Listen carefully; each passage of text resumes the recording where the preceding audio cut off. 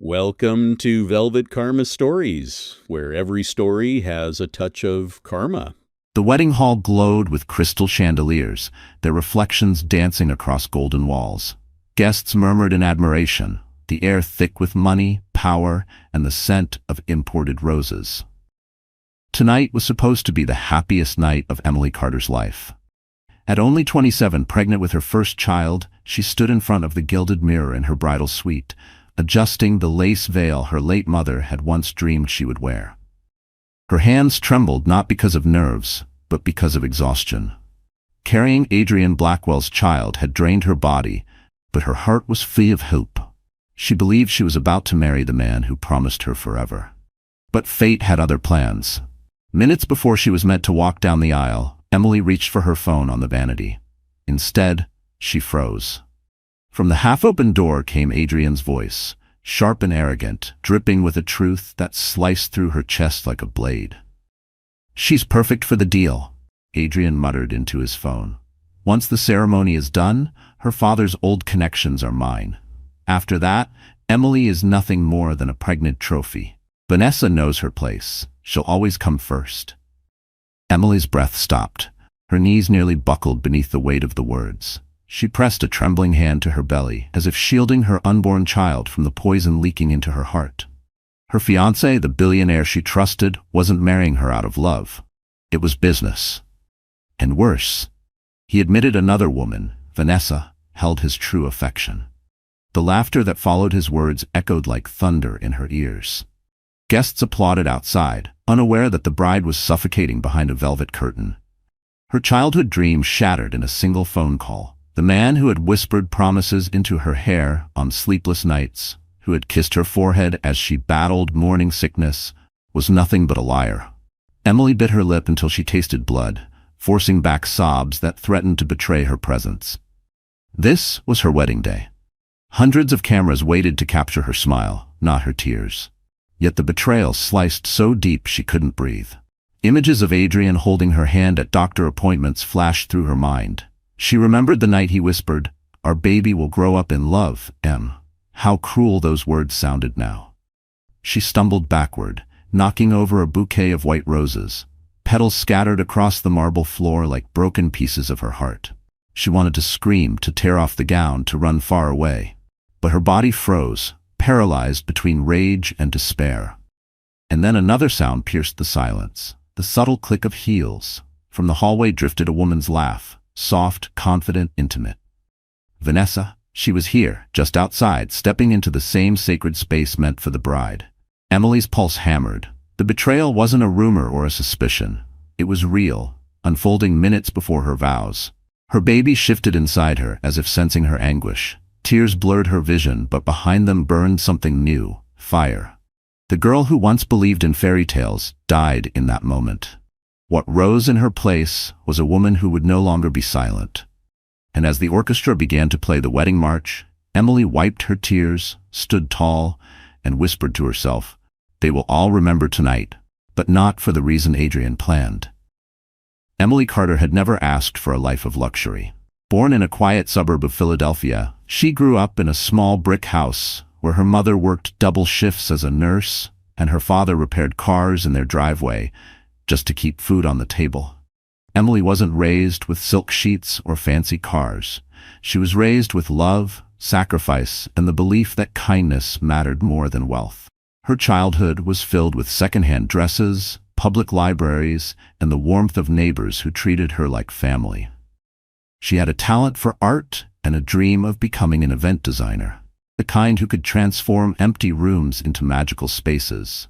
But after her mother passed away from a sudden illness, Emily put her dreams aside to support her younger sister. At just 19, she became both sister and caretaker, working nights as a waitress while studying design at a community college. She was strong, but quiet about her pain.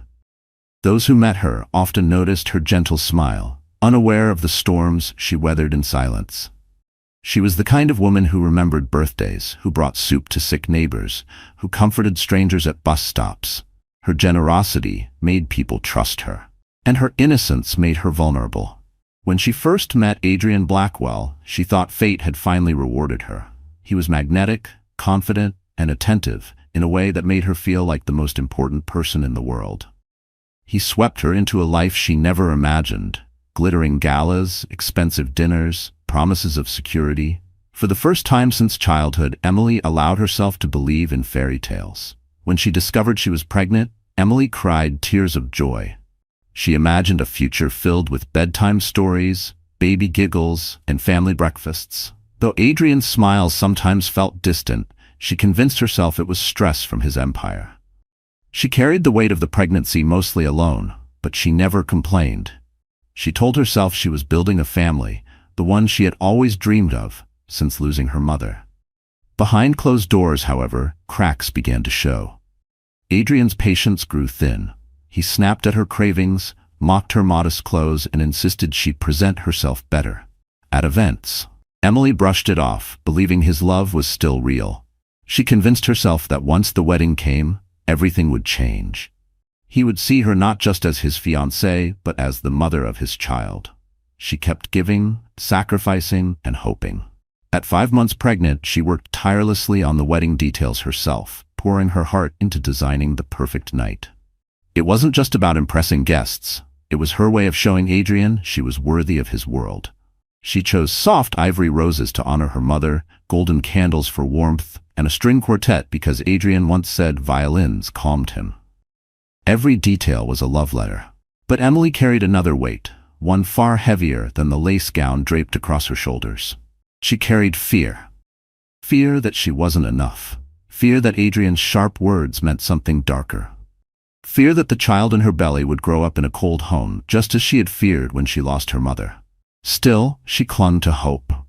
Even in the face of doubt, she whispered to her unborn baby every night, "Daddy loves us. He's just tired. Everything will be better after the wedding." And so on that fateful night, Emily stood in her bridal suite, not as a billionaire's fiancée, but as a woman who had given every piece of herself for love. She was vulnerable, 5 months pregnant, alone in a sea of strangers dressed in diamonds. She had no idea that minutes before walking down the aisle, the fairy tale she built would collapse. Because Emily Carter, the girl who believed love could fix everything, was about to become the woman who would burn it all down.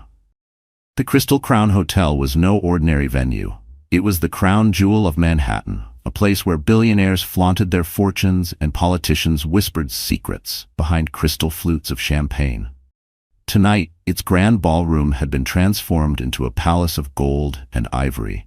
Hundreds of candles flickered across towering candelabras, their flames dancing beneath a ceiling painted with constellations. 1,000 white roses perfumed the air, mingling with the scent of aged wine and polished marble. Every detail screamed wealth, power, and control. Adrienne Blackwell had spared no expense. The guest list read like a Forbes ranking: CEOs, senators, celebrities, and socialites. A live orchestra played near the stage, their violins weaving a haunting melody that seemed to echo the tension building behind the scenes. Photographers lined the red carpet outside, capturing every sequin and every diamond. To the world, this was the wedding of the year. To Emily, it was supposed to be the beginning of a new chapter. Guests whispered as they admired the extravagance. "Look at the chandeliers. Those are imported from Venice. I heard the cake cost $50,000. Adrienne really knows how to show off." They didn't know the bride was trembling upstairs, her smile fractured by a truth she wasn't ready to reveal. The ballroom buzzed with polite laughter, but beneath the surface, ambition pulsed like a living thing.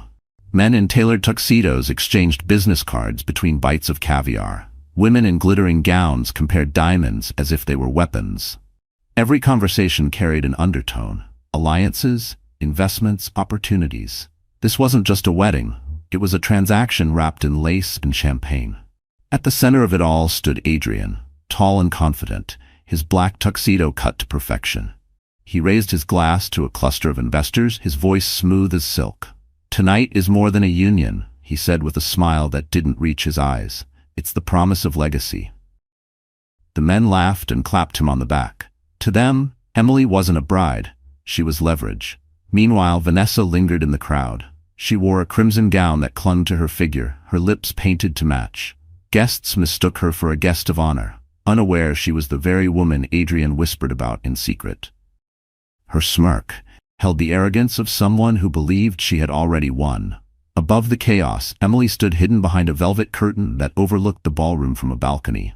Her hands clutched the railing, her heart pounding as she watched Adrienne charm the crowd. He looked every inch the billionaire prince, smiling for cameras, shaking hands, playing the perfect groom. But Emily knew the truth now. Every compliment he gave, every toast he raised, was a performance. She pressed her palm against her belly, whispering to her unborn child, "This isn't love, this is theater."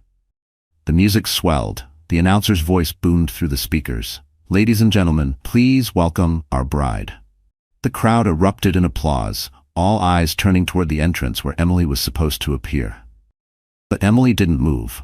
Her veil trembled in her hands.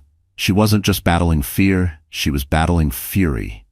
The ballroom waited. The orchestra played louder and whispers spread like wildfire. Where was the bride? The stage was set, the guests restless, Adrienne's smile faltering. Emily knew she had only moments to decide: walk into the trap of betrayal, or step into the fire and rewrite the ending herself. And as the music built to a climax, Emily took a deep breath, ready to descend. Not as the obedient bride Adrienne expected, but as the storm that would tear his perfect world apart. Adrienne Blackwell had spent his entire life learning how to wear masks. To the public, he was the billionaire prodigy, the man who turned risky investments into gold, who smiled on magazine covers, who graced Forbes' list of top 30 under 30 before he was even 30. To the women who adored him, he was the charming gentleman who opened car doors, whispered sweet promises, and showered them with diamond necklaces. But beneath the polish and power, Adrienne was a predator. He loved two things: control and appearances. Emily had been the perfect illusion for him. She was beautiful, innocent, and pregnant, symbols of purity that softened his otherwise ruthless reputation. He knew the press would eat it up. Billionaire family man. Investors loved stability, and nothing said stability like a glowing wife and an heir on the way. But Adrienne's real passion was standing across the ballroom in a red gown. Vanessa Liu. Vanessa had entered his life less than a year ago as his ambitious assistant. 26, razor sharp, with a smile that could cut glass, she had clawed her way up from obscurity. She wasn't naive like Emily. She was cunning, hungry, and willing to play dirty. Adrienne admired that. Where Emily offered devotion, Vanessa offered fire. Where Emily sacrificed, Vanessa demanded, and Adrienne loved the chase. He had promised Vanessa more than stolen kisses in limousines. He promised her a future. Once the ink dries on the Carter deal, he had whispered into her hair, "You'll have everything. The money, the company, the world." She believed him. She had to. After all, she had given up her reputation, her career, even her dignity to be with him. Tonight, she stood confidently at the edge of the ballroom, sipping champagne while Emily prepared upstairs. The irony wasn't lost on her. She was the mistress at the groom's wedding, dressed like a queen, not daring anyone to challenge her presence. A few guests raised their brows but said nothing. No one wanted to offend Adrienne Blackwell. Adrienne himself thrived on the double life. To Emily, he was the devoted fiancé, rehearsing vows he didn't mean. To Vanessa, he was the mastermind, plotting a future without the burden of a wife he secretly mocked. He played both roles effortlessly, switching between them as if changing ties, but his arrogance was his weakness. He believed Emily would never find out. He believed no one could touch him, not with his billions, his influence, his carefully crafted image. That belief blinded him to the storm about to break. As Adrienne mingled with politicians and CEOs, his eyes kept drifting to Vanessa. A subtle smirk, a lingering glance, the brush of his hand against hers when no one was looking. It was a dangerous dance, yet he enjoyed the risk. For him, life wasn't about loyalty, it was about winning. And yet, even surrounded by flashing cameras and applause, there was a flicker of fear in Adrienne's chest. Not love. Never love. Fear. Fear of exposure. Fear that the mask might slip at the wrong moment. Fear that Emily, sweet, trusting Emily, might be smarter than he gave her credit for. Vanessa leaned in, her voice low but sharp as a blade. "She'll never see it coming," she whispered. Adrienne's smirk deepened. He believed her. But what neither of them knew was that Emily had already heard everything. And as Adrienne raised his glass in a toast to a future built on lies, the bride upstairs was preparing to destroy the illusion he thought was untouchable. The orchestra swelled, and the ballroom doors opened with a grand flourish. Guests leaned forward in anticipation, cameras flashing as they prepared to capture the perfect image of a billionaire's fairy tale wedding. But instead of Emily walking gracefully down the aisle, silence filled the room. A murmur spread like wildfire. Where was the bride? Adrienne's jaw tightened, but he masked it with a smile. He raised his hand, pretending this was all part of the plan. "She'll be here," he reassured the crowd. But the seconds stretched into minutes, and the weight of expectation pressed against the golden walls. Then it happened. From the side entrance, Vanessa Liu appeared. Not hidden in the shadows as a discreet guest, not sneaking around as a mistress should. No, she walked boldly into the center of the ballroom in her crimson gown, her chin high, her smile daring. For a heartbeat, no one understood what they were seeing. But then the whispers erupted. "Isn't that Adrienne's assistant? She looks far too comfortable." "Wait, why is she standing next to the groom?" Adrienne froze. He had not told her to do this. His plan had been control, careful manipulation behind closed doors. Vanessa, however, had her own agenda. She slipped her arm through his with a confidence that sent a shockwave through the crowd. Photographers gasped, cameras clicking furiously. The image of Adrienne Blackwell with another woman on his wedding day would travel faster than wildfire. "Adrienne," Vanessa purred loudly enough for nearby guests to hear, "you didn't tell me it would be this beautiful tonight." Her voice carried, sharp and sweet like poisoned honey. Gasps rippled through the ballroom. A senator's wife covered her mouth. A business rival smirked with delight. Every guest felt the scandal tightening like a noose. Adrienne tried to recover. He laughed stiffly, prying her hand off his arm. "Vanessa, what are you doing?" he hissed through clenched teeth. But the microphones nearby picked up his words, echoing them across the ballroom. "What is going on?" one guest whispered. "Why would she call him Adrienne so casually?" Vanessa's smile widened. She loved this. The attention, the chaos, the destruction of Emily's picture-perfect moment. "Why pretend?" she said softly, but just loud enough for the cameras. "Everyone will know soon enough. You promised me tonight."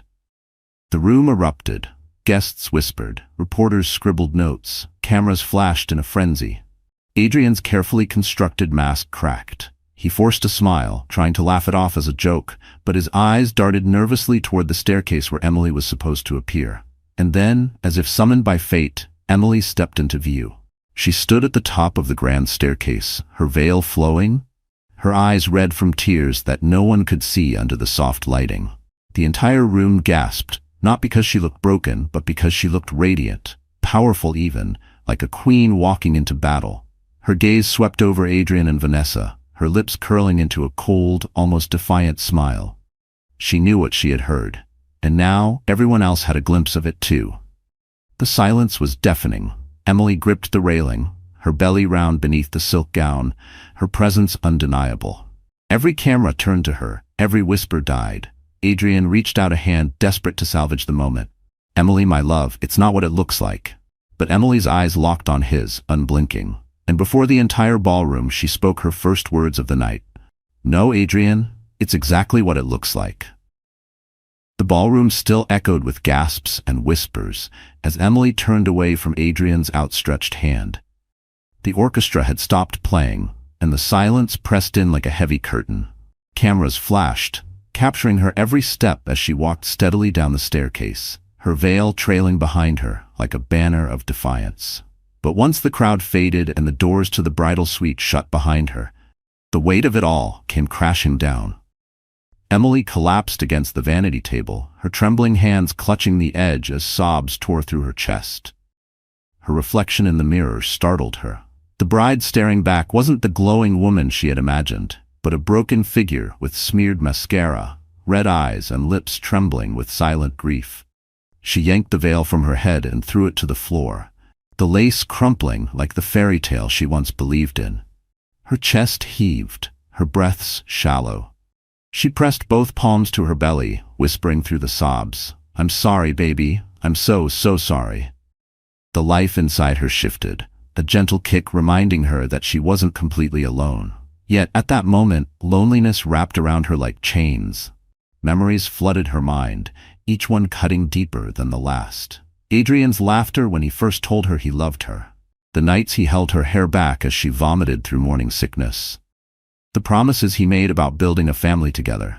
Every moment now twisted into a cruel joke, a performance meant to keep her in place while he pursued another woman. Her sobs turned into anger, a raw sound that shook the room. She grabbed the bouquet of roses from the table and hurled it across the suite, petals exploding across the carpet. "How could you?" she whispered, her voice breaking. "How could you do this to me? To our child?" The walls seemed to close in. The weight of humiliation crushed her. The guests' whispers, the cameras flashing, Vanessa's smirk. She could almost hear them laughing at her, mocking the naive little bride who thought love was enough to hold on to a billionaire. She had walked into a war zone unarmed, and now she was bleeding in silence. Her phone buzzed on the table. Dozens of messages, reporters asking for a statement, friends begging for answers. Emily swiped it away, unable to face the world. Her hands shook as she lowered herself to the floor, curling against the side of the bed, tears soaking the silk of her gown. She thought of her mother. If she were alive, she would have known what to say. She would have told Emily to stand tall, to fight for her dignity. But Emily wasn't her mother. She was tired, scared, and 5 months pregnant. All she wanted was to disappear, to vanish before the humiliation consumed her completely. Minutes blurred into what felt like hours. The muffled sounds of the gala carried through the walls. Laughter, music, clinking glasses. Life outside continued, indifferent to her collapse. Finally, Emily dragged herself up, her body heavy with exhaustion. She stared once more into the mirror. This time she didn't see just a broken bride. She saw someone at a crossroads. The girl who begged for love could stay curled on the floor, but the woman carrying a child deserved more. Tears still streaked her cheeks, but her eyes sharpened. The storm inside her wasn't done, and in that quiet suite, Emily whispered a promise to herself and her unborn baby. "They will not see me fall again." The bridal suite was quiet now, broken only by the sound of Emily's uneven breaths. Her tears had dried, leaving streaks of black mascara on her pale cheeks. She sat on the floor, exhausted, her wedding gown pooling around her like a defeated soldier's armor. For a moment, she thought the world outside had forgotten her. She wished it had. Then came the knock. 3 slow, deliberate taps on the door. Emily stiffened. She expected Adrienne, his voice smooth with excuses, or Vanessa, smug and triumphant. Her chest tightened as the doorknob turned. She wanted to scream, to tell whoever it was to leave her alone. But the door creaked open, and instead of Adrienne, a different figure stepped inside. It was Ethan Morgan. Tall, broad-shouldered, with a presence that silenced rooms, Ethan was the kind of man people noticed even when he said nothing. A successful CEO in his own right, he was Adrienne's business rival, though few knew the depth of their rivalry. To the public, Ethan was private, mysterious, the kind of billionaire who avoided cameras. To Emily, he was a ghost from her past. "Emily," he said softly, closing the door behind him. "You don't have to hide." Her throat tightened. "Why are you here?" she whispered. Ethan stepped closer, his eyes searching hers. "Because I couldn't stand by and watch him destroy you. Not you. Not like this." She blinked, confused. "You knew?" "I knew enough," Ethan replied, his jaw clenched, anger flashing across his face. "Adrienne's been careless. Vanessa wasn't exactly discreet. But tonight," he paused, his voice low and steady. "Tonight he went too far." Emily felt her breath catch. Someone believed her. Someone saw the truth. For hours she had carried the weight of humiliation alone. But now, standing before her, was proof that she wasn't crazy, wasn't weak. But why him? Why Ethan? As if sensing her doubt, Ethan crouched down so they were eye level. "Your mother once helped my family. Years ago, when we lost everything, she gave us a second chance. She said kindness was never wasted. I never forgot that, and I promised myself, if I could ever repay her, I would." Emily's chest tightened. Memories of her mother's generosity, her gentle voice, her quiet strength came rushing back. She had never known the full extent of her mother's kindness. But now, in the middle of her darkest night, that kindness had come back to protect her. Ethan reached into his jacket and pulled out a slim folder. He placed it gently on the vanity. "Inside is everything you need. Proof of Adrienne's betrayal. Financial fraud, backroom deals, even photos of him with Vanessa. He thinks he's untouchable. But he isn't." Emily stared at the folder, her hands trembling. Her heart raced with a mix of fear and hope. This was more than revenge. It was power, the very weapon Adrienne thought she'd never have. "Why are you giving this to me?" she asked, her voice shaky. Ethan's eyes softened. "Because you deserve better, and because he should never see you as weak again." Emily swallowed hard. For the first time that night, her tears weren't from despair, but from something else: resolve. She wasn't just a broken bride anymore. She was a woman with a choice, a woman holding evidence that could shatter Adrienne's empire. Her hand hovered over the folder, and when her fingers finally touched it, she felt the weight of destiny pressing into her palms. And in that moment, Emily knew the game had changed. Adrienne wasn't the only one with power anymore. Emily sat motionless, the folder Ethan left resting on her lap like a ticking time bomb. Hours ago, she had been a trembling bride, terrified of humiliation, begging silently for love that no longer existed. Now, as she flipped through the pages, every line of evidence carved away the last remnants of her innocence. Bank transfers, secret accounts, photos of Adrienne and Vanessa in private resorts, contracts signed under her name without her knowledge. It was all there, ugly and undeniable. Adrienne hadn't just betrayed her heart, he had used her, her pregnancy, even her family's connections, as pawns in his endless game of greed. The sobs that had once racked her body no longer came. Instead, a strange calmness spread through her chest, cold and sharp as steel. She rose from the floor and walked toward the mirror. The woman staring back wasn't the same one who had collapsed hours earlier. The tears were gone. The makeup was smeared, yes, but her eyes burned with a new light. Determination. She slowly peeled off the ruined bridal gown. The delicate lace felt foreign now, a costume of a naive girl who thought love could protect her. Piece by piece, she shed it, leaving behind the broken bride. She slipped into a simple black dress from her suitcase, one she had packed just in case of emergencies. Tonight, it became her armor. Emily tied her hair back, exposing her face fully for the first time. She no longer wanted to hide. She wanted every camera, every guest, every whispering mouth to see her, not as Adrienne's fragile fiancée, but as the woman who refused to be erased. Her hands brushed across her belly. "We're gonna be okay," she whispered to her unborn child, "because your mother isn't weak anymore." The baby shifted, and for the first time Emily felt it not as a burden, but as a source of strength. She wasn't just fighting for herself. She was fighting for the life inside her, for a future that Adrienne didn't deserve to control. When Ethan returned an hour later, he stopped at the doorway, stunned. Gone was the shattered bride in white. Standing before him was a woman cloaked in quiet power. "You look," he began, but his words faltered. "Different?" Emily asked, her voice steady. She closed the folder and held it firmly in her hand. "I have everything I need. Now I just need the right moment." Ethan nodded slowly, admiration flickering in his eyes. "Then let's give you that moment." As they spoke, the muffled sounds of the gala still drifted through the walls. Music, laughter, the clink of champagne glasses. Adrienne was downstairs, basking in the illusion of victory. He had no idea that the woman he thought he broke was already preparing his downfall. Emily glanced once more at her reflection. The transformation was complete. The timid girl who begged for love was gone. In her place stood a mother, a fighter, and a strategist. The betrayal that once threatened to destroy her had instead forged her into something unbreakable. She straightened her shoulders, lifted her chin, and walked toward the door. Each step was a vow. She would not be silent. She would not bow. She would not let Adrienne write her story. Because tonight, in front of every guest and every flashing camera, Emily Carter was no longer a victim. She was the storm. The ballroom had regained its rhythm. Guests sipped champagne, gossiping in hushed voices about the scandal that had nearly derailed the night. Adrienne had smoothed over the chaos with forced laughter and empty reassurances. A misunderstanding, he called it, brushing off Vanessa's bold display as if it were nothing. The orchestra played again, though the melody felt hollow and the crowd buzzed with curiosity. Adrienne believed he had regained control. He always did. His charm, his money, his name, they had gotten him out of worse situations.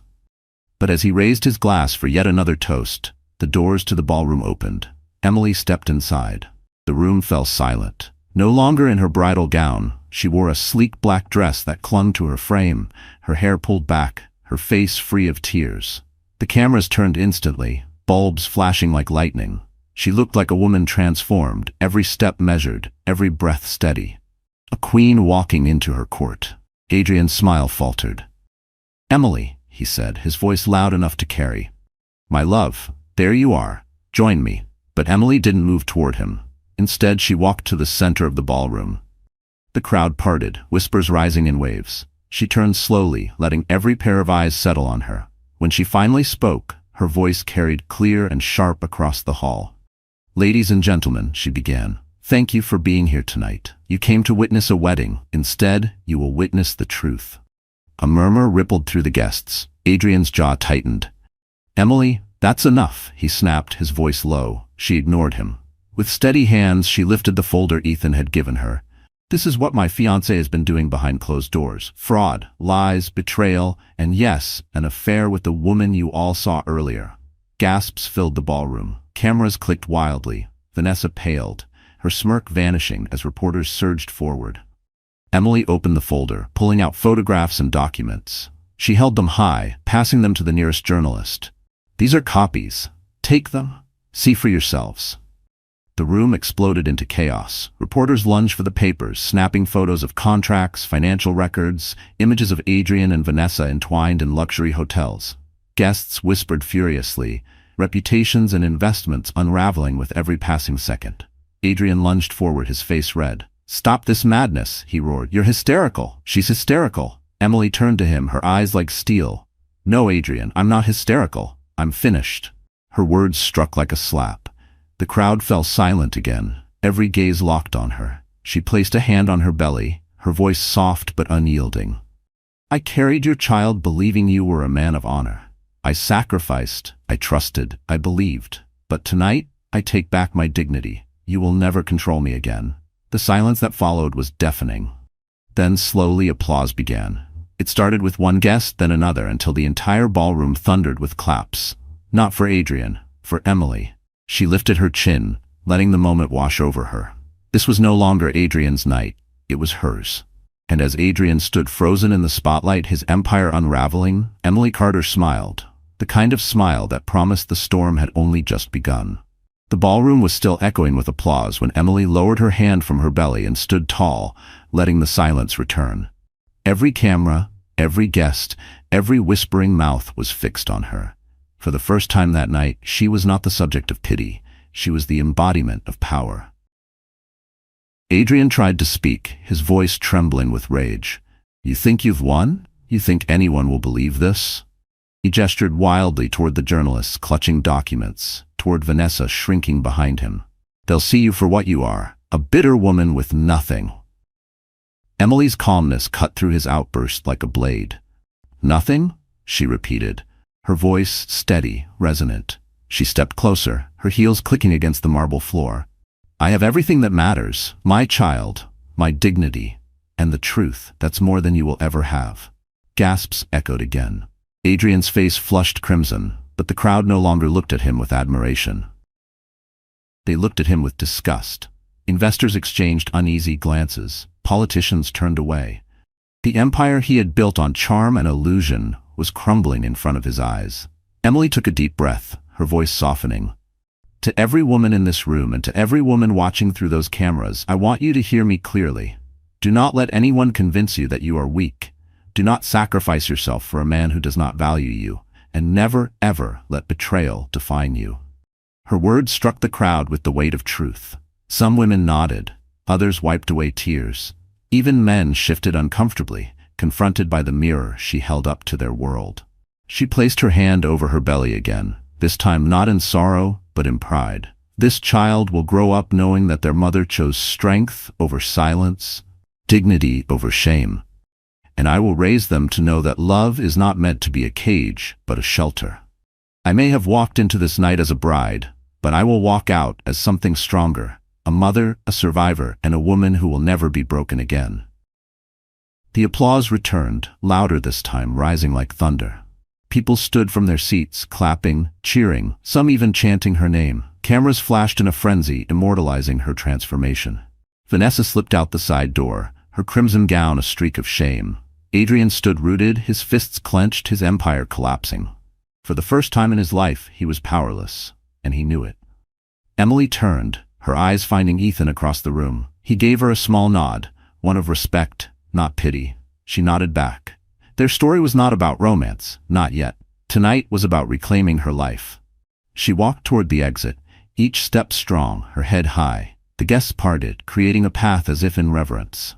By the time she reached the doors, she was no longer the abandoned bride of a scandalous wedding. She was the woman who turned betrayal into fire and humiliation into triumph. As the doors closed behind her, the orchestra began to play again. Not the wedding march, but a triumphant symphony, as if the universe itself honored her courage. And with that, Emily Carter left the ballroom not as a victim of Adrienne Blackwell, but as a symbol for every woman who has ever been underestimated. By sunrise, the city was no longer talking about the wedding that never was. It was talking about Adrienne Blackwell's fall from grace. The morning papers didn't show glossy photos of the ceremony or glowing headlines of a billionaire's fairy tale marriage. Instead, they screamed with scandal. Blackwell betrayal exposed at altar. Pregnant bride shames billionaire in front of elite crowd. Adrienne Blackwell, fraud, affair, and the wedding disaster of the year. The front pages were brutal. Images of Emily standing tall in her black dress dominated every cover, her hand on her belly, her eyes burning with quiet strength. She wasn't painted as a victim, she was celebrated as a heroine. Meanwhile, Adrienne's photos told another story. Shots of him lunging forward in anger, his face twisted with desperation, his hand reaching out toward Emily only to be rejected before the world. The captions mocked him, the groom who lost everything.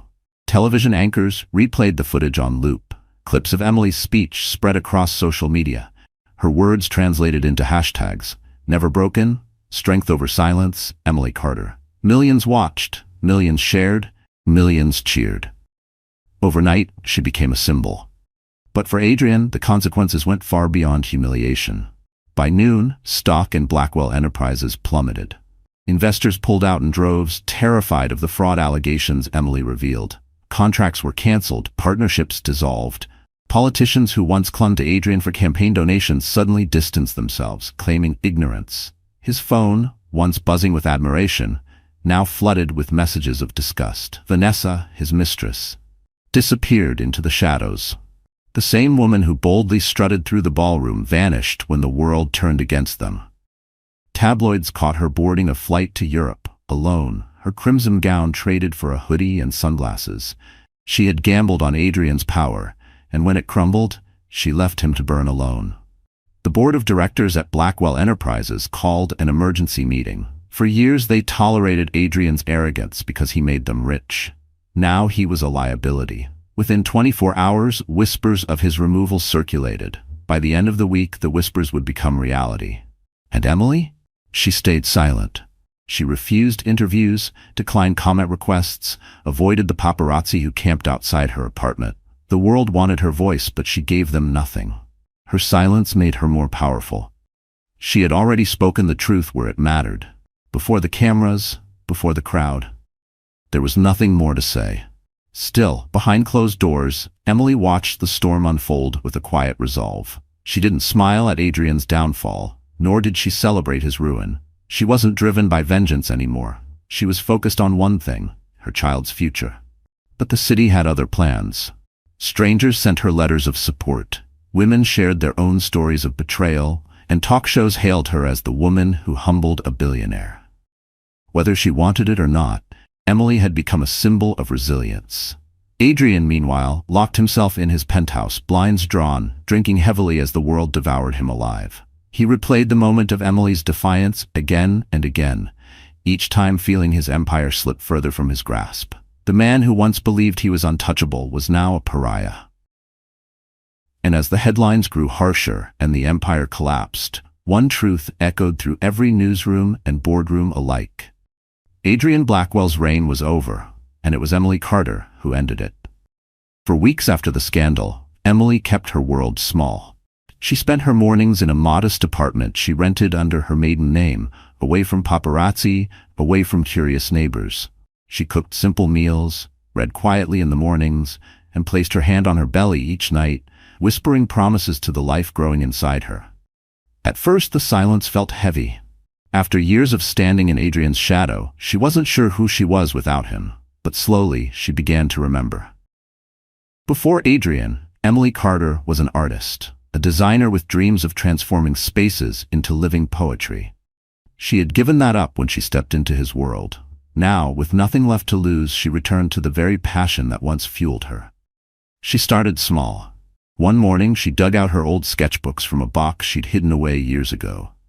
The pages smelled of dust and forgotten dreams, but the drawings inside still carried her heart. She traced the lines with her fingers, and for the first time in months, she smiled. With the encouragement of her younger sister, Sophie, she began reaching out to old contacts. Friends who remembered her talent were eager to help. Soon, she was sketching designs for weddings, galas, and charity events. Ironically, the scandal that had humiliated her became her strongest calling card. Clients whispered, "She's the woman who stood up to Adrienne Blackwell." To them, she wasn't just a designer. She was proof of strength. Within 3 months, Emily secured her first major contract, redesigning the interior of a new women's shelter funded by one of Adrienne's former rivals. She poured herself into the project, working long nights despite her growing belly. She chose warm tones, soft textures, spaces that felt safe. Every stroke of her pencil was a message. You are not broken. You are home. As she worked, the baby inside her kicked more often, as if urging her forward. Each movement reminded her why she fought so hard. She was no longer building a life for Adrienne's approval. She was building a legacy for her child. But rebuilding wasn't just about work. It was about herself. Emily took long walks in the park, letting the crisp autumn air fill her lungs. She enrolled in prenatal yoga, where she met other expectant mothers who reminded her that she wasn't alone. She laughed again, something she thought she had forgotten how to do. Ethan appeared occasionally, always respectful, never pushing. He would drop by with coffee, offer business advice, or simply listen when the weight of it all threatened to crush her. He admired her strength, but more than that, he respected her independence. One evening, as Emily locked up her small design studio, she noticed a group of young women waiting outside. They weren't clients. They were strangers. "We just wanted to thank you," one of them said, her voice trembling, "for showing us that we don't have to stay silent." Tears stung Emily's eyes, but this time they were tears of healing. She realized her story wasn't just her own anymore. She carried the voices of countless women who had suffered in silence. And by rebuilding her life, she gave them permission to rebuild theirs too. Emily Carter was no longer the abandoned bride. She was an artist, a businesswoman, a mother-to-be, and a survivor. And as she turned off the lights in her studio that night, she knew this was only the beginning of the empire she would build. Not from betrayal, but from strength. Adrienne Blackwell was not a man used to losing. For years, he had dominated boardrooms, crushed competitors, and bent people to his will with money and influence. But after Emily's public exposure, he became something he had never been before: vulnerable. His empire was collapsing. The board stripped him of his CEO title, pushing him aside as shareholders demanded accountability. His name disappeared from the glossy magazine covers that once worshipped him. Invitations to elite parties dried up. Even his so-called friends stopped answering his calls. For weeks, Adrienne lived in denial. He told himself the scandal would pass, that Emily would come crawling back once she realized she couldn't survive without him. "She's just playing victim," he sneered one night, staring at his reflection in the darkened windows of his penthouse. "She'll beg to return." But she didn't. Instead, Emily's name grew brighter while his dimmed. The media celebrated her transformation, her design studio was thriving, and her story had become a beacon for women across the country. Adrienne seethed as he watched clips of her cutting ribbons at charity events, her hand protectively cradling her belly. She looked happy. She looked free. That was what enraged him most, her freedom. Desperation pushed him into reckless choices.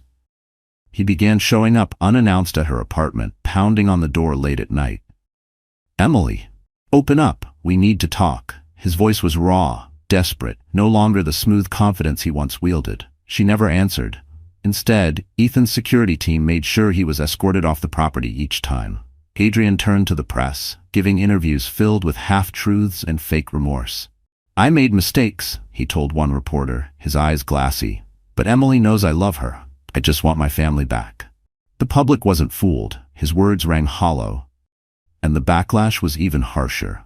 Headlines mocked his pleas. Blackwell begs, world laughs. But the lowest point came when Adrienne tried to use the baby against her. He filed a petition in court, demanding partial custody, claiming Emily was unfit to raise the child alone. His lawyers argued that her emotional instability made her dangerous. When Emily read the documents, her hands shook with fury. For a moment, fear gnawed at her. Fear that he might succeed, that he might take away the only light in her life. But then she straightened her shoulders. Adrienne had underestimated her before. He would make the same mistake again. With Ethan's support, she assembled a legal team. She didn't fight with anger. She fought with facts. Her lawyers presented evidence of Adrienne's fraud, his reckless lifestyle. His affair splashed across headlines. The judge's gavel fell swiftly, dismissing Adrienne's petition with prejudice. Emily walked out of the courthouse that day with her head high, paparazzi shouting her name. Adrienne trailed behind, his face red with humiliation. He had tried to weaponize her child, and he had lost. That night, Emily sat by the window of her apartment, her hand on her belly. She whispered softly, "He won't touch you. Not now. Not ever." Across the city, Adrienne poured himself another glass of whiskey, drowning in bitterness. For the first time in his life, he realized the truth. Emily was no longer his to control. And the more he tried to claw his way back, the more the world turned to Emily, leaving him alone in the ruins of his own making. For weeks, Vanessa Liu had stayed out of sight. After the wedding scandal, she disappeared from the public eye, avoiding the flashing cameras and vicious headlines. She told herself it was temporary, that Adrienne would clean up the mess as he always did, and then she could step back into his life once the dust settled. But this time, Adrienne wasn't the untouchable titan she had fallen for. He was sinking fast, and Vanessa had no intention of going down with him. She had always been ambitious. That was why she caught Adrienne's attention in the first place. Her hunger for power matched his arrogance. But while Adrienne thought she loved him, Vanessa was playing her own game. She didn't want to be his mistress forever. She wanted influence, wealth, and her own seat at the table. When Adrienne's empire crumbled, she saw an opportunity to trade loyalty for survival. One evening, Vanessa walked into a private restaurant downtown. Waiting for her was a man she once despised, an investor Adrienne had humiliated in a deal years earlier. "You wanted proof of Adrienne's corruption?" she asked, sliding a sleek flash drive across the table. "Everything you need is here."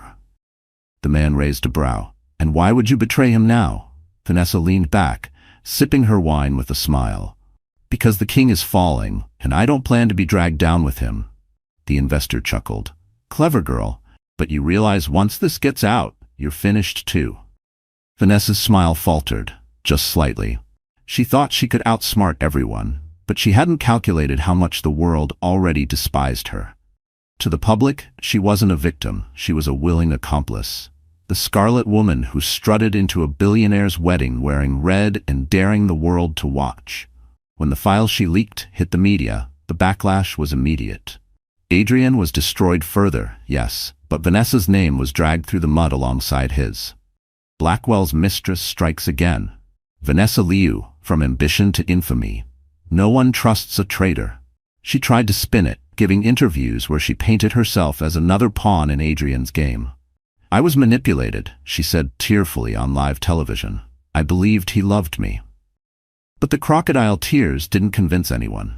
People remembered her smirk in the ballroom, the way she clung to Adrienne's arm in front of his pregnant bride. No amount of acting could erase that image. Even her career in corporate events evaporated overnight.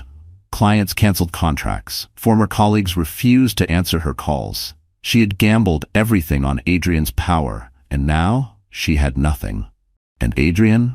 When he learned Vanessa had betrayed him, his fury was volcanic. He stormed into her apartment, demanding answers, only to find it empty. She had fled the city days earlier, leaving him to choke on the smoke of his ruined empire. But Vanessa's escape didn't save her. Paparazzi tracked her to Los Angeles, where she was caught working at a low-end PR firm, stripped of the glamour she once flaunted. The woman who had dreamed of being a queen was reduced to anonymity, her name now synonymous with betrayal. Emily read the headlines one morning and felt a strange calm. She didn't celebrate Vanessa's downfall. She didn't need to. Life had a way of exposing the truth. Vanessa had thought she could build a future on lies and ambition, but in the end, she was just another casualty of Adrienne's destruction. And as Vanessa faded into obscurity, the world turned its gaze back to Emily, the woman who rose while they both fell. In the weeks that followed Vanessa's disappearance, Emily's name didn't fade from the headlines. It grew stronger. But unlike Adrienne and Vanessa, her story wasn't one of scandal anymore. It was one of survival, courage, and transformation. At first, she resisted the spotlight. She turned down television interviews, ignored book deal offers, and avoided late-night hosts who begged her to share her side of the story. She wanted to live quietly, to focus on her pregnancy and her design studio. But silence couldn't shield her from the tidal wave of attention. Across the country, women wrote to her. Handwritten letters arrived in bundles. Emails flooded her inbox. Messages poured across social media. Some were from wives who had endured betrayal, others from daughters who had watched their mothers suffer in silence. You gave me the courage to leave. Because of you, I finally spoke up. You showed me I'm not alone. Emily realized something important. Her pain had given her a voice, and that voice was now theirs too. She decided to use it. It began with a single speech at a local women's shelter, where she had been volunteering quietly. Standing before a small crowd of women who carried their own scars, Emily spoke from the heart. We cannot control how others betray us, she said, her voice steady, but we can control how we rise from it. Strength doesn't mean we never break. It means we refuse to stay broken. The video went viral within hours. Millions watched, millions shared, millions cried. News outlets picked it up, calling her the voice of resilience. Invitations poured in. Conferences, charity events, empowerment summits. Emily, the once silenced bride, was now a beacon of strength. Her design studio grew alongside her influence. Clients specifically sought her out, not just for her creativity, but for what she represented. She began specializing in events that carried meaning, fundraisers for shelters, galas for education, celebrations that gave back. Each event reflected her journey. Beauty born from pain, strength carved from loss. But what surprised her most was how natural it felt. For years, Adrienne had told her she was too soft, too emotional, too naive. Now those very qualities became her power. Her vulnerability made people trust her. Her authenticity drew them in. She wasn't trying to be perfect. She was proving that imperfection could still shine. Her sister Sophie watched with awe. You're becoming more than a designer, Em. You're becoming a leader. Emily smiled softly, her hand resting on her belly. I'm just becoming who I was always meant to be. The media dubbed her the Unbroken Bride. It wasn't a title she asked for, but she embraced it. Not for herself, but for the women who saw their own stories in hers. One evening, as she prepared notes for a keynote speech at a women's leadership conference, Ethan stopped by her studio. You realize, he said, his tone half teasing, half admiring, you've become more powerful than Adrienne ever was. And you did it without lying, without stepping on anyone. You did it just by being you. Emily looked up from her notes, her eyes clear. That's the difference, isn't it? He built an empire on fear. I'm building mine on hope. And as the applause of millions grew louder with each passing week, Emily Carter stepped fully into her new role. Not just as a survivor, but as a symbol of empowerment for a world that desperately needed her voice. Adrienne Blackwell had once lived in the clouds, towering above the world on skyscraper balconies, sipping champagne worth more than most people's yearly salaries. Now he lived in shadows. The penthouse that once buzzed with parties and glittering guests was silent, its marble floors littered with empty bottles and unopened bills. The blinds stayed drawn, the city skyline hidden behind dust and darkness. The man who once commanded boardrooms now spent his mornings staring blankly at the television, watching reruns of his own downfall on news channels that never tired of replaying his humiliation. Blackwell Enterprises had cut him off completely.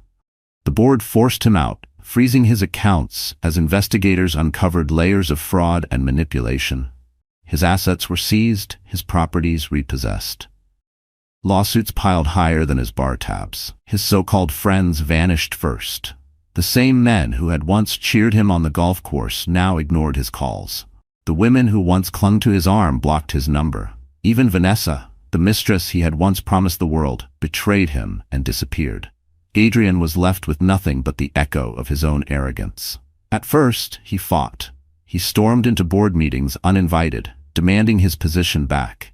Security escorted him out. He threatened investors, but they laughed in his face. He tried to manipulate the press with crocodile tears, but every word only fueled the fire of ridicule. As weeks turned into months, his fight drained away. His hair grew unkempt, his once perfect suits replaced by wrinkled shirts. The confident smirk that had once defined him disappeared, leaving behind only bitterness. But the worst blow came when the courts officially dismissed his custody petition. He had hoped to use Emily's child as leverage, to cling to some shred of control. Instead, the judge's ruling painted him as unfit, a danger to the very family he once pretended to cherish. The news spread instantly. Blackwell declared unfit father. Court chooses Emily. The humiliation was unbearable. One night, Adrienne stumbled through the streets of Manhattan, drunk and disheveled. People recognized him, but instead of admiration, their eyes held contempt. A man who had once been envied was now pitied, mocked, dismissed. He overheard whispers. "Is that really Adrienne Blackwell? Hard to believe that's the billionaire." Serves him right. The words cut deeper than any lawsuit. He returned to his penthouse, sinking into the leather chair that once symbolized his power. For hours, he sat there, staring at the skyline he used to own. Now, it belonged to others. Competitors had taken his contracts, rivals claimed his influence, and Emily, stood at the center of it all, shining brighter than he ever had. Adrienne clenched his fists, fury burning through his veins. "She did this," he muttered, his voice hoarse. "She ruined me." But even as he said it, a darker truth gnawed at him. Emily hadn't ruined him. He had ruined himself. His greed, his arrogance, his lies, they were the real weapons that destroyed him. For the first time in years, Adrienne felt something unfamiliar. Regret. Not just for losing Emily, not just for losing power, but for realizing too late that he had traded love for ambition and ended up with nothing. The once mighty billionaire was now a ghost, wandering the ruins of his own empire. And as Emily's star continued to rise, Adrienne Blackwell faced the truth that terrified him most. He was no longer feared, no longer admired, no longer relevant. He was nothing. As winter melted into spring, Emily's world shifted once more. Her belly had grown round and full, a constant reminder that every step she took, every decision she made, was no longer just for herself. The child inside her kicked with strength, as if impatient to meet the world. Each movement was a promise of new beginnings. Her days were filled with both exhaustion and hope. Mornings began with soft sunlight spilling through her apartment windows, where she sat quietly with a cup of tea, journaling her thoughts for her unborn child. One day, she wrote, "You'll read these words and know that you were the reason I stood tall when the world wanted me to fall." At her design studio, business thrived more than ever. Clients lined up not just for her creativity, but for her story. Emily poured her soul into each project, designing with themes of resilience and rebirth. The women's shelter she had decorated months earlier became a landmark of hope, and soon she was asked to design spaces for other charities across the country. But it wasn't only her career that grew. Her influence as a voice for women multiplied. She was invited to speak at universities, community centers, and conferences. Each time she stood before an audience, she placed her hand on her belly and spoke not just as a designer or a survivor, but as a mother. Strength, she told them, isn't measured by what we endure alone. It's measured by the love we carry forward, even when the world tries to take it from us. Her younger sister Sophie became her closest companion, attending doctor appointments, helping prepare the nursery, painting soft stars and clouds on the walls. "This baby is going to grow up surrounded by love," Sophie said one night as they arranged tiny clothes in drawers. Emily smiled, tears warming her eyes. For the first time in a long time, the future didn't frighten her. Ethan continued to hover at the edges of her life, steady and reliable. He offered help without expectation, protection without control. Though unspoken, a quiet bond grew between them. When Emily doubted herself, Ethan reminded her, You've already done the hardest part. You survived. Now you get to live. Still, in her quiet moments, fear crept in. Would she be enough for her child? Could she truly raise them without the shadow of Adrienne's betrayal haunting them? She fought those thoughts by preparing. She attended parenting classes, surrounded herself with supportive women, and leaned on her growing community. The night before her baby shower, Emily sat alone in the nursery. The crib was ready, the shelves lined with storybooks, the walls painted in soft blues and whites. She traced her fingers over the crib's edge, whispering, "You will never know the lies, only the truth. You will never see weakness, only love." Tears fell, but they were not of sorrow. They were of release. For years, she had carried pain in silence. Now she carried life, love, and legacy. And as she placed her hand over her heart and her belly, Emily Carter knew that the empire she was building wasn't made of money or power. It was made of love. And no betrayal could ever take that away. Weeks after the birth, Emily found herself transformed in more ways than she imagined. Motherhood reshaped her nights into sleepless hours, her days into tender rhythms of feeding, rocking, and whispering lullabies. Yet with every cry, every tiny grasp of her baby's fingers, she felt her heart heal. The baby became her anchor. The shadows of betrayal no longer haunted her the same way. Each time she looked into her child's eyes, she saw not the lies of Adrienne Blackwell, but the truth of her own strength. "You are my second chance," she whispered during quiet nights, rocking the infant against her chest. Her healing extended beyond her home. Invitations poured in. This time, she chose carefully. Emily agreed to one national interview, not for the gossip but for the message. Sitting in a modest blue dress with her baby resting in a crib beside her, she faced the cameras. "I didn't survive because I'm extraordinary," she said gently. "I survived because I chose not to stay silent. Pain will break us, yes, but it can also shape us. And sometimes, the best revenge is not anger, it's living with dignity and peace." The audience was silent, then erupted in applause. Clips of her words spread like wildfire, reaching millions who found strength in her story. Social media turned her speech into a rallying cry. Women posted their own survival stories under the hashtag #HealingWithEmily. At her design studio, Emily continued to weave her pain into art. Every event she created carried symbolism: rebirth, light after darkness, strength through community. Clients respected her not just for her skill, but for her authenticity. She wasn't designing spaces anymore. She was creating sanctuaries of hope. Her sister Sophie often reminded her how far she had come. "Do you realize," Sophie said one evening while rocking the baby, "that people see you as more than just a survivor? They see you as proof that broken pieces can be built into something stronger." Emily smiled, her eyes misty. "I don't want to be remembered for the pain. I want to be remembered for how I rose from it." Even Ethan, who had been quietly supportive throughout, noticed the change. "You've closed the wounds," he told her one night after a charity gala. "And instead of scars, you've made art." Emily didn't reply immediately. She glanced at her sleeping baby in the stroller beside them. Then she looked back at Ethan. "I didn't heal alone. I had help. My mother's memory, my sister's love, and your faith in me. That's what carried me." Her healing was not just personal, it was public. By embracing her story, she transformed it from a wound into a weapon, from humiliation into empowerment. Adrienne's betrayal no longer defined her resilience did. That night, as she stood on her balcony holding her baby, the city lights flickering below, Emily felt peace. She breathed deeply, the cool air brushing her skin, the heartbeat of her child steady against her chest.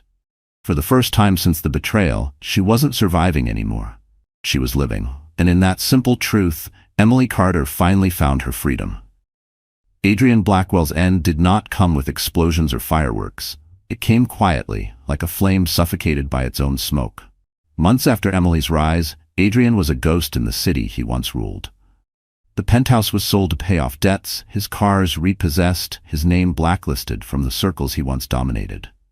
Once hailed as the golden billionaire, he was now a cautionary tale, whispered at dinner tables. "Did you hear what happened to Adrienne Blackwell? Betrayed his pregnant fiancée and lost everything." He wandered through bars at night, a shadow of the man who once commanded empires. People recognized him, but not with envy, only with pity. His downfall was complete. And worst of all, no one cared anymore. Emily, meanwhile, was stepping into a life brighter than she ever dreamed. Her baby thrived, growing stronger each day, their laughter filling her home with light. Her design studio expanded into a full agency, employing women who, like her, had once been underestimated. She created not just events, but opportunities, transforming pain into possibility for others. Her influence stretched beyond her work. She founded a non-profit organization for women rebuilding their lives after betrayal or abuse, offering counseling, housing support, and job training. The foundation's motto, "Never Broken," echoed the words she once whispered to herself in the darkest night.